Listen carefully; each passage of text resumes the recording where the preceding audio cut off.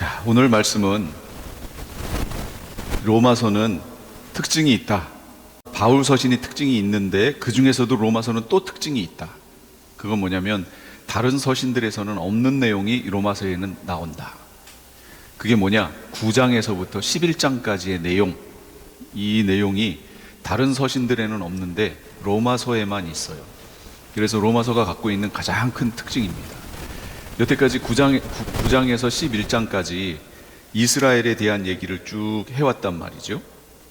그런데 오늘은 13절에서 이렇게 시작합니다. 이제 나는 이방 사람인 여러분에게 말합니다. 유대인에게 말합니다. 이렇게 얘기한 적이 없거든요, 이 본문에서. 그런데 이방 사람인 여러분에게 말합니다. 이렇게 하면서 시작해요. 이 당시에 로마 교회는 이방 성도들로 거의 대부분의 숫자가 채워져 있었어요. 왜냐하면 글라우디오 황제 때 AD 49년경에 유대인 추방령이 내렸거든요, 로마에서. 그래서 유대인들이 와서 교회를 세웠고 그들에 의해서 교회가 이제 이방에 전도가 되며 이렇게 커졌는데, 이 글라우디오 황제 때 유대인 추방령이 나오는 바람에 로마에 있는 모든 유대인은 다 쫓겨났어요. 누구만 남은 거예요? 이방인들만 남았어요. 그러니까 로마 교회에는 이방인들만 남았어요, 지금. 그래서 이방인들 자체적인 교회로 신앙이 퍼져나가기 시작했던 거죠. 그런데 여기에 문제가 생깁니다. 유대인들이 다 빠져나가니까 이방인들은 어떤 성경에 대해서, 이때가 성경이 기록된 때가 아니잖아요.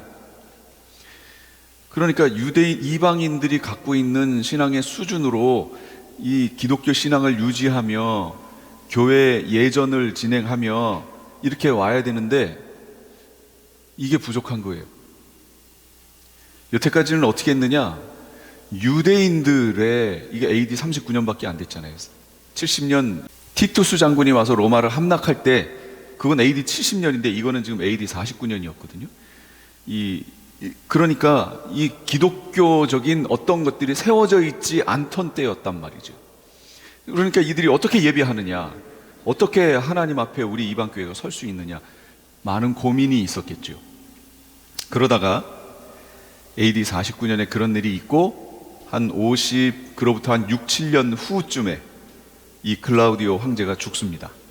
황제가 죽고 나니까 이제 유대인 추방령이 없어졌지요. 황제가 죽었으니까. 그러니까 유대인들이 로마로 가는 거예요. 다시 돌아가는 거예요. 돌아가서 봤더니 이방인들이 자신들이 만들어 놓은 어떤 형태로 예배하고 교회를 운영해 나가는 거예요. 유대인들이 없어졌었으니까 자신들의 어떤 방식으로 하는 거예요. 그러니까 유대인들이 가서 자신들이 알고 있는 그 신앙을 전수를 계속해서 합니다. 근데 계속 부딪히는 거예요. 부딪혀요. 유대인들은 성경에 이렇게 기록됐다, 우리가 이렇게 하나님을 예배하며 살았었다 하고 그걸 주입시키려고 하고, 이방인들은 우리는 그리스도 안에서 자유롭다, 이 얘기를 내세우며 서로 부딪히는 거예요. 그리고 복음도 유대인들을 통해서 전해졌기 때문에 이 당시 유대인들이 가졌었던 복음의 내용은 약간 왜곡됐었죠. 왜곡됐다는 제가 계속 얘기했었잖아요. 예를 들면 하나님의 백성이 되려면 할례를 행해야 된다라고 주장하는 이들도 메시아닉 주, 이 당시는, 지금은 메시아닉 주지만 그 당시에 있었던 히브리 기독교인들 중에는, 유대인 중에는 그런 이들도 있었고, 그러니까 이게 상당히 복잡한 정확한 복음이 서지 못한 그런 시대를 지나고 있었다라는 거예요. 바울이 그들에게 참된 복음을 전할 방법을 지금 생각하는 거죠. 그리고 그걸 전한 거예요. 그게 로마서예요. 그래서 로마서는 모든 서신서 중에 아주 엑기스를 담아놨다라고 얘기할 수 있어요. 그러면서 유대인들에게 말하는 그런 내용은 없고, 오늘 본문 시작하는데 나는 이방 사람인 여러분에게 말합니다 하고 이렇게 시작을 해요. 로마 교회 수신 대상들의 대부분은 이방 사람들이었다는 거예요. 자, 이방 사람들에게 이제 뭐라고 얘기하나 보세요. 바울이 이 9장부터 11장까지를 얘기하면서 계속해서 자기의 소망을 얘기합니다. 우리 10장에서도 잠깐 봤어요. 뭘 얘기했냐면, 형제자매 여러분, 내 마음의 간절한 소원과 내 동족을 위해 하나님께 드리는 내 기도의 내용은 그들이 구원을 얻는 일입니다. 바울의 소원이 뭐냐면 자기 동족인 이스라엘이 구원을 얻는 거래요. 이게 바울 자신의 소망이라는 거죠. 어떻게 하면 구원을 얻을 수 있어요? 이스라엘이? 오늘 본문에 있잖아요. 이스라엘로 질투심을 일으켜 돌아오게 하는 방법. 바울이 지금 그걸 제시하는 거예요. 11장 11절에도 그들의 허물 때문에 구원이 이방 사람에게 이르렀는데 이것은 이스라엘에게 질투하는 마음이 일어나게 하려는 것입니다. 예, 이스라엘이 질투심을 느껴야 돼요. 어떤 질투심이요? 이스라엘 사람들은, 유대인들은 어떻게 생각하고 있었죠? 하나님에 대해서?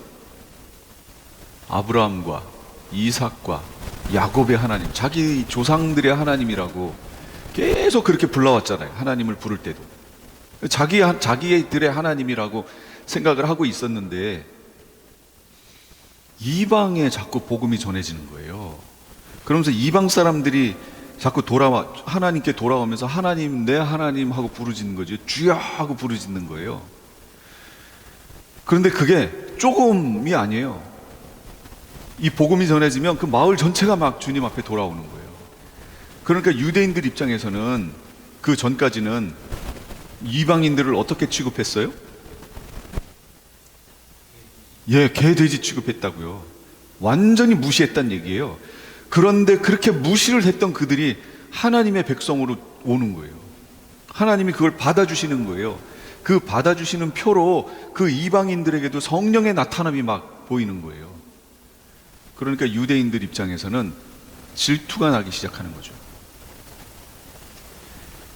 오늘 본문 11장 14절에도 아무쪼록 내 동족에게 질투심을 일으켜서 그 가운데서 몇 사람만이라도 구원하고 싶습니다. 이렇게 얘기해요. 여기 근데 보세요. 몇 사람만이라도 이렇게 얘기해요. 바울은 돌아오게 될 그 유대인들의 숫자가 그리 많지 않다라는 걸 알고 있어요. 이미. 그래서 그 돌아오게 될 이들을 뭐라고 성경에서는 여태까지 얘기했죠? 뭐요? 예. 남은 자, 그 돌아오게 될 이들을 뭐라고 부르느냐? 남은 자라고 부르는 거예요. 이게 구약에서부터 계속해서 이 남은 자에 대한 얘기가 나와요. 아합 시대에도 우리 봤었잖아요. 지난주에. 아합 시대에 몇 명이 남았어요? 7,000명. 그 많은 이스라엘 민족들 중에 7,000명만 남았어요. 이 7,000명이 뭐라고요? 남은 자. 그들을 다른 말로 뭐라고요? 참 이스라엘. 참 이스라엘. 그러니까 주님께 돌아오게 될 이들이 많지 않다는 것을 바울은 알아요. 한번 생각해 보세요. 지금 이스라엘에 대해서 우리가 이 많은가 적은가 한번 생각해 보자고요. 이 당시에 이스라엘이 거의 많은 수가 아니에요. 소수가 주님께 돌아왔어요. 복음 안에 들어왔어요. 많은 수는 예수님을 놓쳤어요. 그리고 AD 70년을 거치고 뭐예요? 이 성전이 무너지고 그 다음에 130년에 바로코크바 반란이 일어나서 완전히 유대인들은 이 이스라엘 땅에서, 특히 예루살렘에서 다 쫓겨났죠. 그리고 그 예루살렘을 아일리아 카피톨리나라는 이름으로 불렀어요. 로마인들이. 그러니까 전혀 예루살렘이 아니었다고요. 완전히 다른 이름으로 불리고 다 쫓겨났어요. 그 쫓겨난 이래로 이들이 언제 다시 고국으로 돌아갔어요? 공식적으로 1948년. 그럼 생각해 보세요. 1948년 뒤에 거 빼고 70년하고 이렇게 맞물려서 빼면 1900년 아니에요. 1900년 동안 디아스포라대에 흩어져 있었어요. 그런데 그 디아스포라대에 흩어져 있었던 그 기간 동안에 유대인들이 예수님을 믿었나요? 안 믿었어요. 예수님을 믿기 시작한 거, 그게 1800년대 후반이에요. 그때부터 메시아닉 주가 나타나기 시작했어요. 소수가. 그리고 본격적으로 1948년 독립하고 나서 메시아닉 주들이 생겨나기 시작하고 1967년인가 6.1 전쟁인가 있었죠. 그 후로 생겨나기 시작한 거예요. 그럼 생각해 보세요. 유대인들이 1900년 동안 예수님께 돌아온 이들이 없었다는 거예요. 그럼 그 시대를 살아왔던 유대인들의 숫자가 얼마나 될까요? 상당히 많죠. 근데 그들은 다 구원 얻지 못했다는 거예요. 이제 와서야 1900년대 후반이 돼서야 예수님을 믿기 시작한 거예요. 그들을 뭐라고 부른다고요? 메시아닉 주. 이제서야. 그러니까 이스라엘 중에, 유대인들 중에 구원 얻는 수는 극소수다. 전체 숫자로 봤을 때 극소수다라는 걸 알 수 있죠. 그런데 마지막 시대에 그들이 다 알리야하여 이스라엘 땅으로 들어갑니다. 그런데 다 들어간 그들 중에도 3분의 2는 어떻게 돼요? 멸망해요. 죽어요. 그리고 3분의 1만 살아남아요. 그래서 그들이 후 3년반을 지나면서 거기서 은같이 금같이 연단받아요. 그리고 나와서 오시는 예수님을 밑에서 바라보는 거예요. 내 하나님 부르고 위에서는 내 백성이다 해주시고. 그러니까 결국 알고 보면 디아스포라 된 후부터 하나님의 백성이 된 이들이 아무도 없어요. 그러다가 마지막 시대에 후 3년반을 거쳐 알리한 이들 중에 3분의 1만 구원 얻는 거예요. 소수죠. 바울은 이걸 알았다고요. 그래서 여기 말하는 거예요. 몇 사람만이라도 이렇게 표현하는 거예요. 그런데 이스라엘은 이방 교회에 뭐라고 그랬죠, 제가? 이스라엘을 볼 때, 우린 성경을 볼 때 이거 놓치지 말라고 제가 뭐 계속 얘기한 거 있죠. 본복이었잖아요. 그러면 이스라엘이 이렇다면 이방 교회는 어떨까요? 그에 반해서 이방 교회는 상당히 많을까요? 아니요, 안 그래요. 그렇지 않아요. 그렇지 않으니까 우리 전도하지 맙시다, 이 얘기가 아니에요. 전도를 하더라도 전체 인구에 비하여 구원 얻는 숫자가 그리 많지 않을 것이다. 그리 많지 않을 것이다. 이스라엘은 메시아 관이 잘못됐어요. 그래서 초림에 오신 메시아를 놓친 거예요. 그래서 이 많은 기간 동안 복음을 놓친 거예요. 그런데 이방 교회는 메시아 왕국관이 잘못되어 있어요. 그래서 다시 오실 메시아를 놓치는 거예요. 자, 오늘은 이스라엘의 불순종과 이방인의 구원에 대한 비유를 바울이 세 가지로 듭니다. 그 첫 번째는 뭐냐면 만물 빵덩이, 남은 온덩이, 이걸 통해서 가르쳐줘요. 무슨 얘기냐면 만물이란 얘기는 첫 열매란 얘기예요. 첫 열매.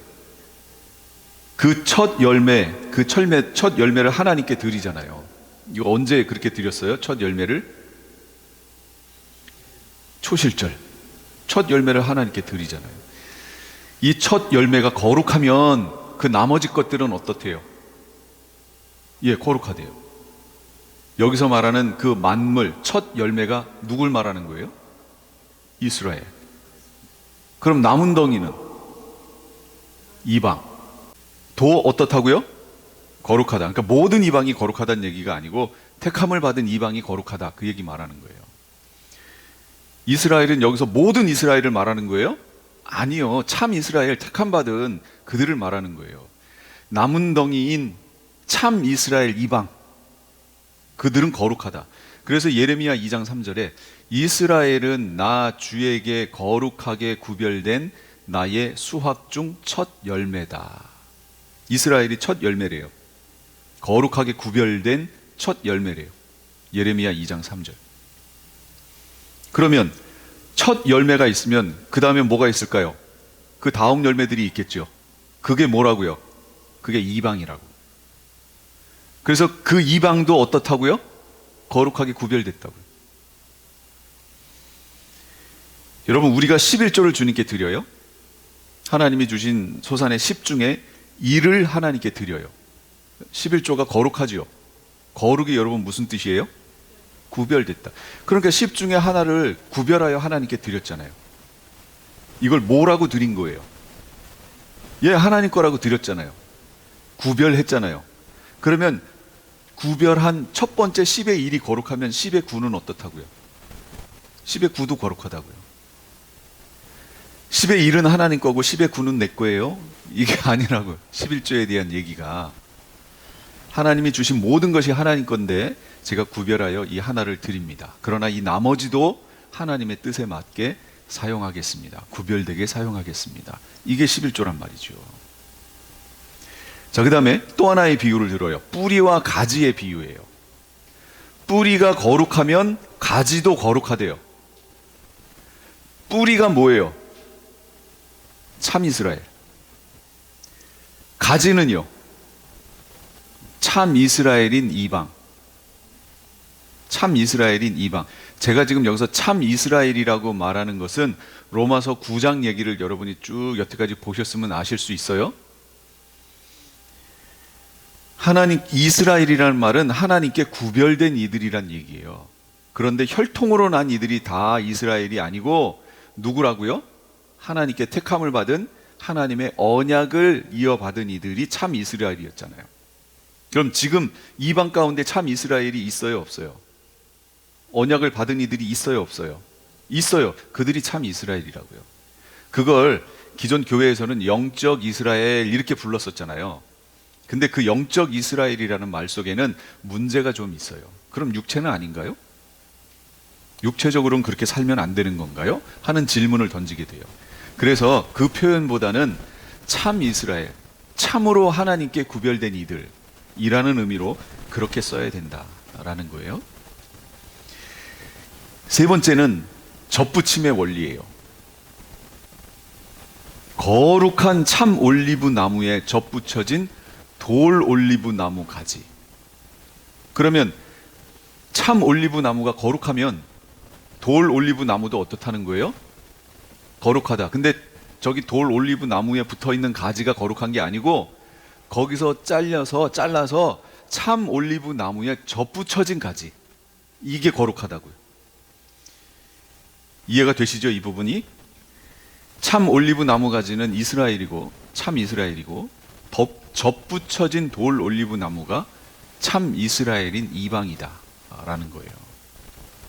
그럼 참 진짜로 접붙임의 실제 방법은 뭘까요? 이 부분이 바울이 지적받는 부분이에요. 사람들에게. 주석서도 보면 계속 이 부분을 지적해요. 지금 바울이 접붙임을 설명한 이 내용은 틀렸어요. 틀렸다고요. 뭐가 틀렸냐면 여러분, 접붙임은 어떻게 하는 거죠? 왜 접붙임을 하는 거예요? 더 좋은 열매. 예, 그래서 어떻게 해요? 그래서 잘라서 붙이는데 뭘 잘라서 어디다 붙여요? 안 좋은 걸 좋은 거에 붙인다. 약한 거를 강한 거에 붙인다. 열매가 안 맺는 거 열매 많이 맺는 곳에다가 아, 건강한 나무에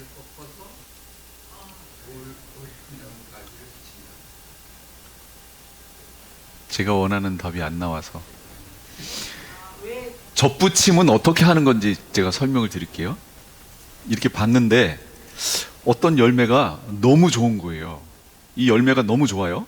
먹기도 좋고 너무 풍성한데 이걸 맺는 나무를 봤더니 이 나무가 형편이 없어요. 히들히들하고 막 이래요. 근데 열매 자체는 너무 좋아요. 열매 과가 너무 좋다고. 근데 어떤 이쪽을 봤더니 나무가 너무 튼튼한 거예요. 이쪽 나무가. 그래서 주인이 이쪽 열매 맺는 가지를 딱 잘라서 이 튼튼한 나무에다가 이렇게 갖다 붙여주는 거예요. 그럼 어떻게 돼요? 튼튼한 나무가 빨아들이는 그 양분을 이 열매가 받아가지고 여기서 열매를 맺어요. 여기서 맺을 때보다 더 확실한 열매를 맺는다고요. 접붙임은 이것 때문에 하는 거예요. 이게 농사하는 사람들이 하는 방법이에요. 그렇죠. 지금 그걸 반대로 지금 제가 설명한 걸 반대로 한 게 지금 바울이 로마서에서 한 거예요. 보세요. 참 올리브 나무가 있는데 그 가지를 잘라버리고 돌 올리브 나무 가지를 잘라서 그걸 여기다 붙였잖아요.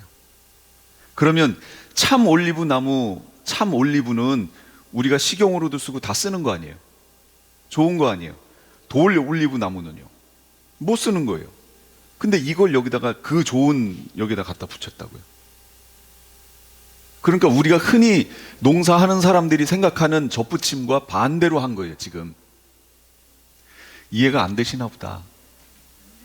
예. 예.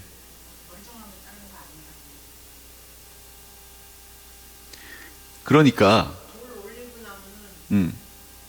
열매를 맺죠. 열매를 맺죠.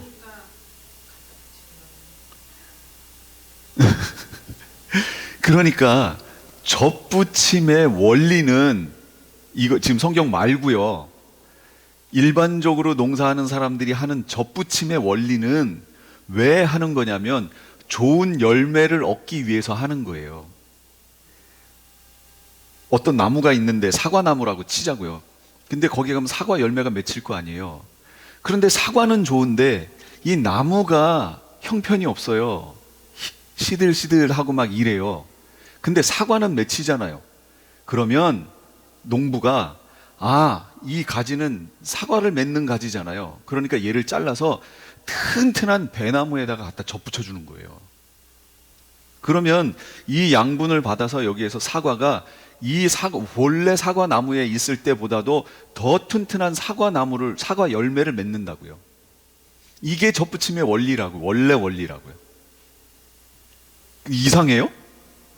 안 이상하죠? 이게 원래 원리라고요. 근데 이제 사람들이 제가 이걸 얘기하니까 이 계시록에 오신 어떤 분이 그런 얘기 하시더라고. 아니 돌 올리브 나무 여기다가 참 올리브 나무에 붙였기 때문에 이 열매가 참 올리브 열매가 맺히는 거 아니냐고 이렇게 얘기를 하더라고요. 아니요, 그렇게 안 열리죠. 내가 꺾은 가지 열매가 맺히는 거죠. 영양분만 받는 거고 내가 꺾은 원래 가지의 열매를 맺지요. 접붙임은 농사들을 안 지으셔가지고 그래서 한 나무에 12종류인가를 접붙일 수 있대요. 접붙이면 각각의 열매가 다 맺히는 거예요. 그렇죠. 가지에서 맺는 거기 때문에 예. 영양분만 공급받는 거고 그 가지가 무슨 나무였느냐에 따라서 그 열매를 계속 맺는 거예요. 그 튼튼한 한 나무가 있으면 이 가지들 잘라내고 내가 좋아하는 거 사과, 배, 뭐 다른 거 하잖아요. 그럼 그 열매들이 그 한 나무에서 다 나오는 거예요. 이게 접붙임의 원리라고요. 원래 원리가 그거라고요. 접붙임은. 그런데 바울이 이거 왜 주석에서도 왜 계속 지적받는 줄 아세요? 지금 바울이 얘기한 거는 접붙임의 원리로 한 게 아니에요. 이게 돌감람나무 열매 맺으려고 그러신 거예요? 말이 안 되잖아요. 예. 그래서 바울이 뭔가를 지금 농사를 안 지어서 뭔가를 몰랐다. 이렇게 지적들을 하는 거예요. 근데 제가 말씀을 보고 이렇게 하다 보니까 깨닫게 되는 게 있어요. 지금 바울은 그 앞에서 뭐 얘기했죠? 두 번째 비유가 뭐였어요? 뭐와 뭐 비유? 그건 첫 번째 거고 두 번째 거는 뿌리와 가지 얘기했잖아요. 뿌리와 가지. 뿌리가 거룩하면 가지도 어떻다고요? 거룩하다고. 참 올리브 나무 뿌리가 어때요? 거룩하잖아요. 그러면 이방인인 아무 개, 돼지 취급했던 이들을 거룩하게 하려면 어떻게 해야 돼요? 여기다 거룩한 뿌리에다 갖다 붙여줘야죠. 예, 그거 얘기하려고 그랬다고 지금 바울은. 뿌리가 거룩하면 가지도 거룩하다고. 거룩하다는 말이 무슨 뜻이라고요? 구별됐다고. 뿌리가 거룩함. 그러니까 이 참 올리브 나무 자체가 하나님이 이스라엘을 택하신 거 아니에요, 그게. 이게 거룩하다고 지금. 그러면 다른 것들을 거룩하게 만들려면 어떻게 하라고요? 여기다 갖다 붙여줘야 거룩하지요. 거룩한 데다가 구별된 나무에 갖다 붙여줘야 그것들도 구별된 거잖아요. 그걸 말하는 거예요. 지금 우리를 구별되게 하시려고, 거룩하게 하시려고 말도 안 되는 접붙임을 하나님이 하신 거예요. 지금 우리를 사랑하셔서 그걸 하셨다고요. 그러므로 이방인이 이스라엘에 대해서 취해야 될 태도는 뭐예요? 우쭐대거나 자랑하면 안 돼요. 그렇죠? 그런데 지금 로마는 어떻게 했다고요? 유대인 추방령 때 유대인 다 빠져나가니까 이방인들만 남아서 자기 자체적으로 교회에서 예배하고 했는데, 그러다 보니까 전수된 게 없잖아요 지금. 그러니 자체적인 뭔가를 만들어서 했단 말이에요. 예배 양식도 그렇고 뭐 다 그렇게 했단 말이죠. 근데 이제 유대인들이 쑥 들어왔는데, 추방령이 끝나고 유대인들이 6, 7년 후에 들어왔는데 보니까 예전에 유대인들이 입장에서 보면은 그 자기들이 회당에서 한다든지 뭐 할 때 그거랑은 전혀 다른 거예요. 지금 전혀 달라요. 그러니까 이들은 자기들이 해왔던 이거를 이 예배 가운데 넣으려고 하고, 이방인들은 우리는 그리스도 안에서 자유로워, 우리 그냥 하던 대로 할 거야, 이렇게 얘기하고 그랬단 말이죠. 이게 상황이. 그런데 이게 지금도 마찬가지라는 거예요. 지금도 뭐냐면 현실적으로 이방 크리스찬들이 이스라엘 지금 무시하잖아요. 안 그런가요? 다수가 무시하지요. 자신들이 이스라엘이다. 이게 대체 신학이죠. 저 이스라엘은 이스라엘 아니고 우리가 진짜 이스라엘이야, 이렇게 얘기하고 있잖아요. 이렇게 주장하면서 이스라엘을 지금 무시하고 있다는 거예요. 현실도 그 당시도 그랬는데 현실도 그렇다는 거예요. 이방인들이 이렇게 우쭐대고 자랑하고 있다는 거예요. 본래의 가지가 잘려나갔던 이유가 뭐죠? 이걸 이방인들이 알아야 된다는 거예요. 지금 이방인들에게 대해 말한다고 그러잖아요. 그러면서 본래의 가지가 잘려나갔던 이유가 뭐예요? 20절에 믿지 않아서였단 말이에요. 믿지 않아서. 이방인인 우리가 접붙임을 받게 하기 위해서 잘려나간 거예요. 이게 두 번째지요.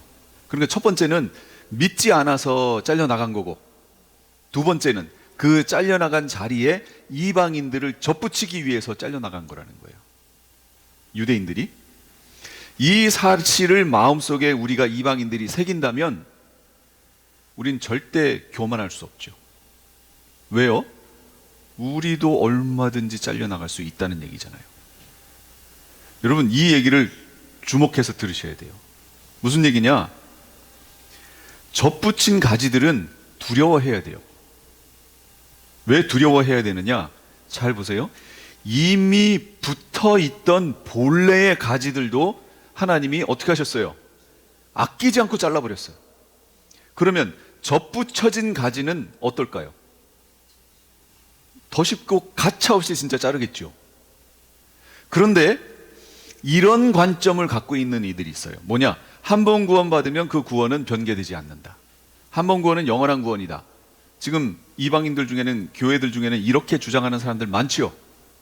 대다수가 이렇게 주장해요. 이 관점을 가지고 오늘 본문을 이렇게 보면 접붙인 가지들은 두려워할 일이 하나도 없어요. 왜요?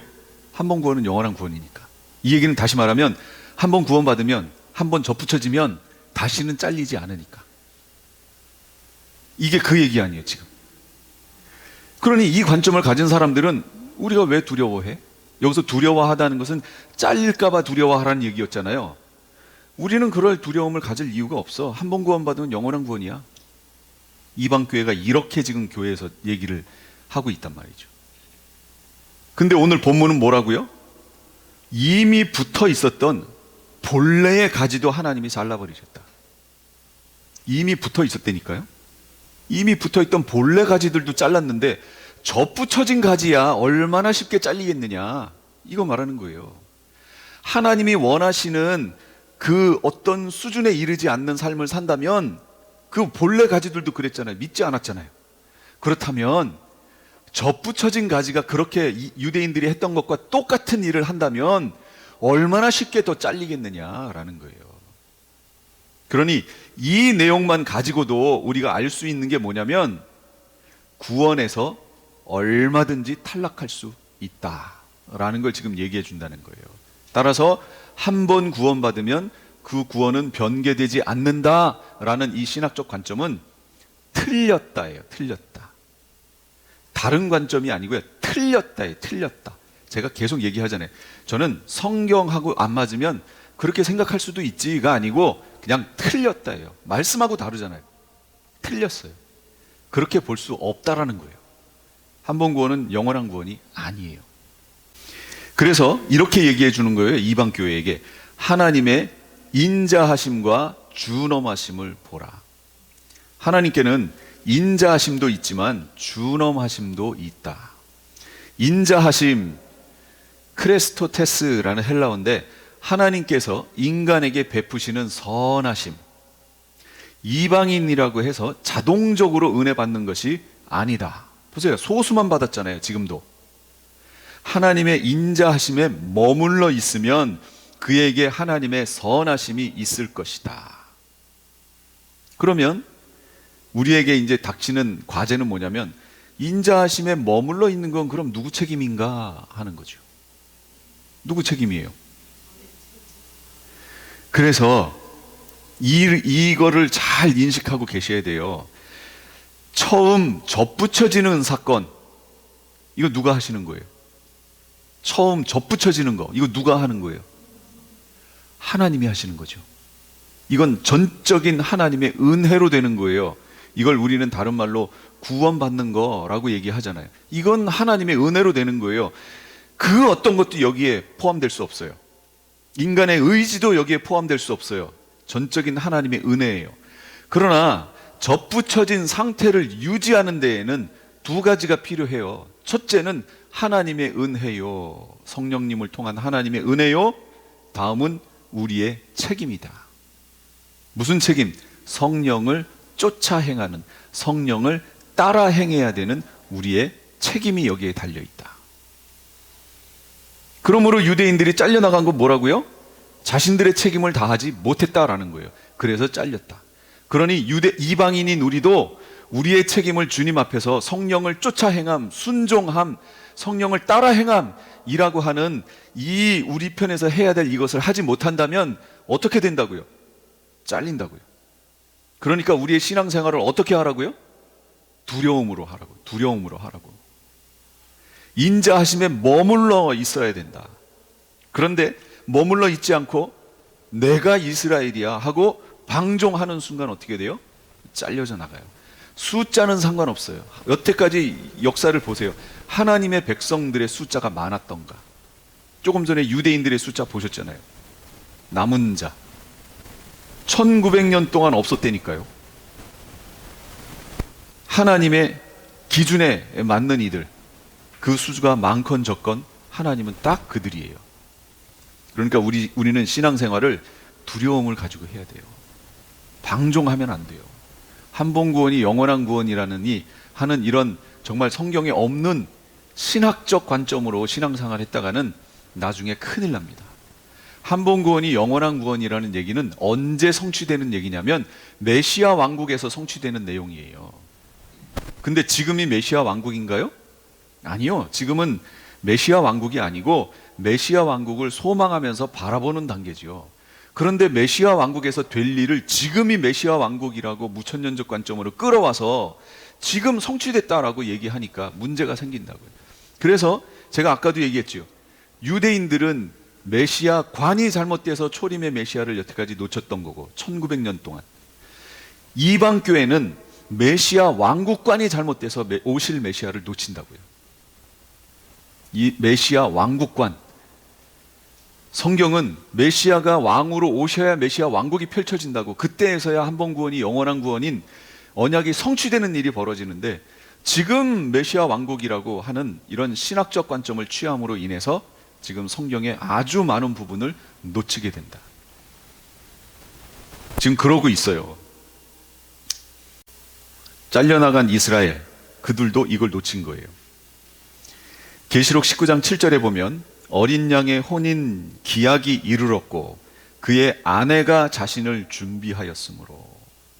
예, 주님 맞을 준비는 누가 하는 거예요? 아내인 신부인 우리가 하는 거예요. 하나님이 알아서 하시는 게 아니에요.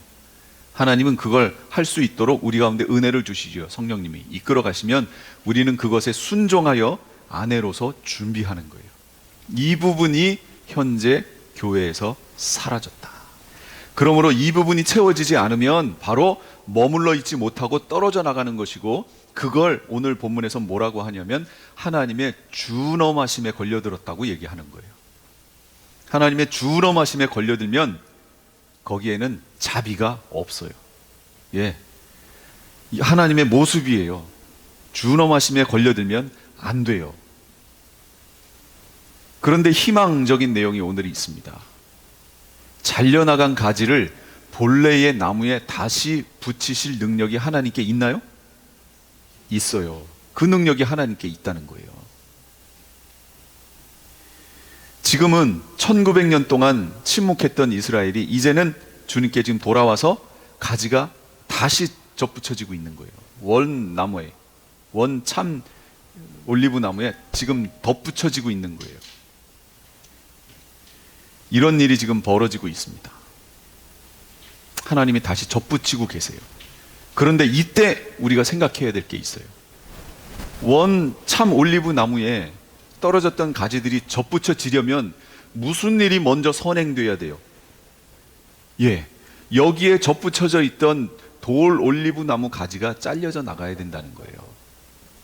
이 돌 올리브 나무가 잘려져 나가야 떨어져 있던 참 올리브 나무 가지가 여기에 접붙여질 수 있다라는 거죠. 참을 잘라버리고 참을 거기다 붙일 일은 없겠죠. 예, 돌을 잘라버린다는 거예요. 그러면 마지막 시대에 벌어질 일을 여러분 짐작하실 수 있겠죠. 이방 교회에서 많은 이들이 여기서 잘려져 나갈 것이다. 잘려져 나가기 전에 조건이 뭐였어요? 붙어 있었다. 그래서 이 얘기를 요한복음 15장에 예수님이 참 포도나무요 우리는 가지다, 아버지는 하나님은 농부시다, 이 얘기 했잖아요. 그거 아시죠? 그 앞절에 1, 2절에 뭐라고 얘기하냐면 그 가지가 열매를 맺어야 되는데 열매를 맺지 않으면 농부가 어떻게 하신대요? 잘라버린대요. 잘라버려요. 다른 가지들이 열매를 더 많이 맺을 수 있도록 열매 맺지 않는 가지들은 그냥 잘라버린대요. 이게 하나님의 준엄하심이에요. 그 하나님의 준엄하심을 이 마지막 시대에는 외쳐야 된다는 거예요.